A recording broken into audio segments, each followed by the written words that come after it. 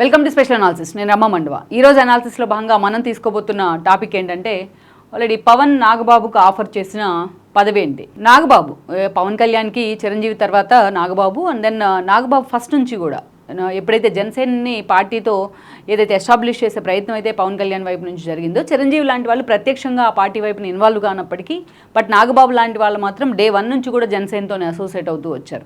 అత్యంత కీలకంగా కూడా ఉన్నారైనా పొలిటికల్ అఫైర్స్ కమిటీలో కూడా ఉన్నారు. 2014లో ఎన్నికల కంటే ముందు రాష్ట్ర విభజన తర్వాత జరిగిన ఎన్నికల్లో పవన్ కళ్యాణ్ జనసేనని ఏదైతే ఎస్టాబ్లిష్ చేయడం జరిగింది.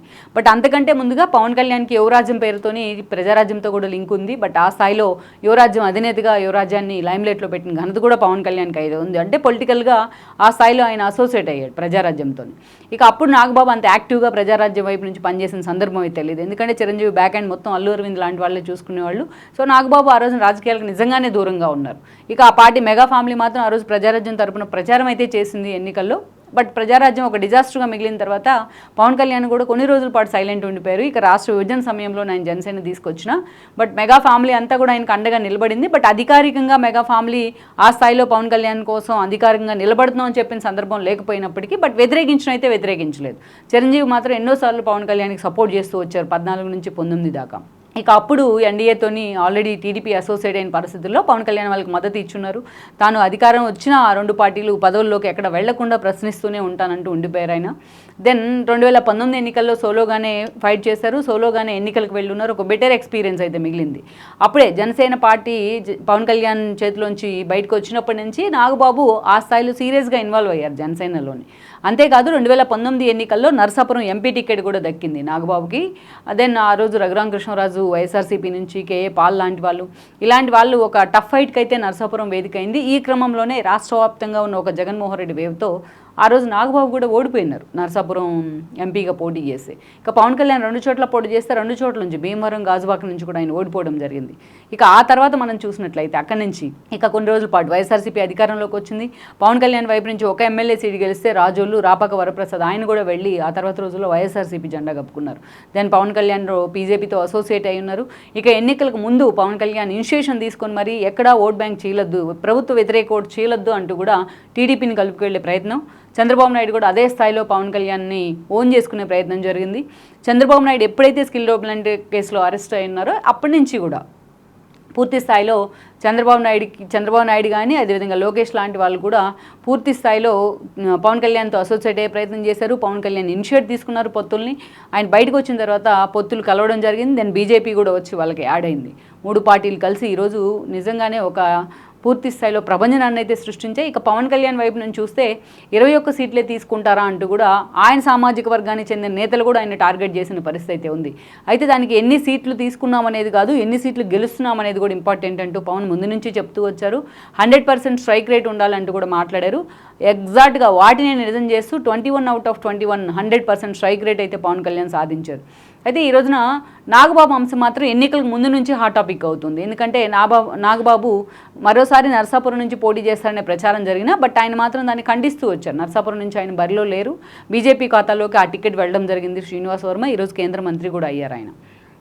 అక్కడి నుంచి చూసినట్లయితే అనకాపల్లి నుంచి నాగబాబు పోటీ చేస్తారనే ప్రచారం జరిగింది. But BJP and Janasena TDP పొత్తుల్లో భాగంగా కొన్ని సీట్లను జనసేన వదులుకోవాల్సి వచ్చింది. దానిలో భాగంగా అనకాపల్లి సీటు ఏదైతే సీఎం రమేష్కి వెళ్ళడం జరిగింది ఎంపీ సీటు. కొనతాల రామకృష్ణ అప్పటికే పార్టీలోకి వచ్చున్నారు. ఇక అలాంటి పరిస్థితుల్లో అనకాపల్లి ఎమ్మెల్యేగా కూడా నాగబాబు పోటీ చేస్తారనే ప్రచారం జరిగింది. బట్ కొనతాలను ఆ రోజు ఆయన పార్టీ నుంచి వదిలి వెళ్ళిపోయే ఒక సిచ్యువేషన్ వచ్చింది కేవలం నాగబాబు పోటీ అనే ప్రచారం కారణంగా. ఈ క్రమంలోనే స్వయంగా పవన్ కళ్యాణ్ అండ్ నాగబాబు కొనతాల దగ్గరికి వెళ్ళడం జరిగింది. ఆయన కన్విన్స్ చేస్తున్నారు. కొనతాల రామకృష్ణనే అక్కడి నుంచి పోటీ చేసేలాగా కూడా వాళ్ళు ఒప్పించడం జరిగింది. ఈ క్రమంలోనే నాగబాబు ప్రతి ఎపిసోడ్లో తన సీటుని త్యాగం చేసుకోవాల్సి వచ్చింది. బట్ ఆ స్థాయిలో పవన్ కళ్యాణ్ ఎలాగైతే పొత్తుల్లో భాగంగా వ్యతిరేక ఓటు చీలనివ్వద్దంటూ కన్విన్స్ అవుతూ వచ్చారో ఎక్కడికక్కడ అదే స్థాయిలో నాగబాబుని కన్విన్స్ చేయడంలో కూడా పవన్ కళ్యాణ్ సక్సెస్ అయ్యారని అనుకోవాలి. ఇక ఇదే సమయంలో చిరంజీవి లాంటి వాళ్ళు పూర్తి స్థాయిలో వితౌట్ ఎనీ కండిషన్స్ పవన్ కళ్యాణ్కి మద్దతు తెలపడం జరిగింది. అండ్ దెన్ కూటమికి కూడా మద్దతు తెలిపారు ఆయన. ఇక ఈ క్రమంలోనే నాగబాబు ప్రత్యక్షంగా పోటీ చేయకపోయినప్పటికీ అన్ని రకాలుగా పార్టీ అనేక ఇష్యూల్లో కూడా ఆయన ఇన్వాల్వ్ అవుతూ వచ్చున్నారు. ఇక పార్టీ విజయంలో తన వంతు పాత్రనైతే ఆయన పోషించారని అనుకోవాలి. ఇక ఎన్నికల అనంతరం నాగబాబు నాగబాబుకు ఒక నామినేటెడ్ పోస్ట్ వస్తుంది అనేది అప్పటి నుంచి జరిగిన ప్రచారం. ఈరోజు ఉప ముఖ్యమంత్రిగా పవన్ కళ్యాణ్ కూడా ప్రమాణ స్వీకారం చేస్తున్నారు. ఆ పార్టీ వైపు నుంచి, జనసేన వైపు నుంచి మంత్రి పదవులు కూడా దక్కాయి నాదెండ్ల లాంటి వాళ్ళకి. సో ఇప్పుడు నాగబాబుకు వచ్చే పోస్ట్ ఏంటి అనే అంశం మీద చాలా హాట్ టాపిక్ అవుతూ వస్తుంది. మొన్నటి వరకు కూడా టీటీడీ బోర్డు చైర్మన్ పదవి నాగబాబుకి ఇస్తారని ఒక ప్రచారం జరిగింది. అయితే దాన్ని నాగబాబు మాత్రం స్వయంగా తానే ఖండించడం జరిగింది. ఆ పోస్ట్కి నేను వెళ్ళలేదు అని చెప్పేసి. సో అందుకే ఇవాళ ఏ పోస్ట్ నాగబాబుకి రాబోతోంది అనేది అయితే ఒక చర్చ. ఇక్కడే పవన్ కళ్యాణ్ నుంచి ఒక సీరియస్ హామీ అయితే నాగబాబుకు వచ్చిందని కూడా అంటున్నారు. సో రాజ్యసభ అంశం కూడా ఇక్కడ చర్చకొస్తోంది. రాజ్యసభ స్థానాన్ని నాగబాబుకి ఇచ్చే అవకాశం ఉంటుంది పవన్ కళ్యాణ్ అని కూడా చర్చకొస్తోంది. ఎందుకంటే ఈరోజు జనసేనకు ఉన్న సీట్లు, టీడీపీ సీట్లు, అటు బీజేపీకి ఉన్న స్థానాలు కలుపుకున్నట్లయితే ఈజీగా ఆ పార్టీ ఖాతాలోకి రాజ్యసభ స్థానాలు మెజారిటీ వచ్చే అవకాశం ఉంటుంది. అందుకే కొంచెం లేట్ అయినా సరే రాజ్యసభ స్థానాన్ని నాగబాబుకి ఇచ్చి ఆయన ఎంపీగా రిప్రజెంట్ చేపియాలి అటు రాజ్యసభలో అనే అంశం అయితే చర్చకొస్తూ ఉంది. సో పవన్ కళ్యాణ్ కూడా ఈ స్థాయిలో సుముఖంగా ఉన్నారనే చర్చ జరిగింది. అయితే మొన్న ఎమ్మెల్సీ కూడా ఇస్తారు అనే ఇంకో చర్చ కూడా బయటకు వచ్చినప్పటికీ ఈరోజు హరిప్రసాద్కి ఆ టికెట్ని కేటాయించారు. ఆ పార్టీ ఖాతాలోకి వచ్చిన ఒక ఎమ్మెల్సీ స్థానాన్ని ఈరోజు పవన్ కళ్యాణ్ హరిప్రసాద్కి ఇవ్వడం జరిగింది. టీడీపీ నుంచి శ్రీరామచంద్రకి ఆ సీట్ కేటాయించారు.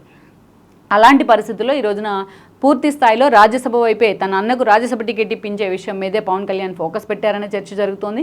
ఎందుకంటే ఈరోజు చిరంజీవి లాంటి వాళ్ళకి ఎన్ని పదవులు ఆఫర్ చేసినా వాళ్ళు రాజకీయాలకు దూరంగానే ఉంటామంటూ కూడా దూరంగా ఉండిపోతూ ఉన్నారు. పూర్తి స్థాయిలో ఆయన సినిమాల మీదే ఫోకస్ పెట్టారు. అందుకే ఈరోజు చిరంజీవి పదవులు తీసుకోవడానికి సిద్ధంగా లేరు. నాగబాబు ప్రత్యక్ష ఎన్నికల్లోని సీరియస్గా ఇన్వాల్వ్ అయి ఉన్నారు కాబట్టి జనసేన వైపున ఆయన అభిమానుల్లో, జనసేన శ్రేణుల్లో కూడా నాగబాబు పదవికి సంబంధించి కొన్ని ఎక్స్పెక్టేషన్స్ ఉన్నాయి. అందుకే ఈ రోజున నాగబాబుకి రాజ్యసభ పదవి ఇవ్వాలనే కొన్ని డిమాండ్స్ అయితే ఎప్పటి నుంచో ఉన్నాయి. పవన్ కళ్యాణ్ కూడా ఈరోజు ఆ దిశగా ఫోకస్ పెట్టారని ప్రచారం ఉంది. అనేక నామినేటెడ్ పోస్టులు ఈరోజు జనసేన ఖాతాల్లోకి వచ్చే అవకాశం ఉంటుంది. దామాషా పద్ధతిలో ముందుగానే చంద్రబాబు నాయుడు అండ్ పవన్ కళ్యాణ్ మాట్లాడుకున్న తీరుని బట్టి. ఈ విషయంలో మాత్రం చాలా స్టబ్బోర్న్గా రాజ్యసభ సీటు మీదే ఫోకస్ పెట్టారు పవన్ కళ్యాణ్ అన్న ప్రచారం జరుగుతోంది. లెట్స్ సీ మరి తీరా ఇంప్లిమెంటేషన్ విషయానికి వచ్చేటప్పటికి ఎంతవరకు కూడా నాగబాబు వైపు పవన్ కళ్యాణ్ మొగ్గు చూపే అవకాశం ఉంది అనేది మాత్రం ఈరోజు ఒక సీరియస్ హాట్ టాపిక్గా మారింది. Please share, like and subscribe south first Telugu channel.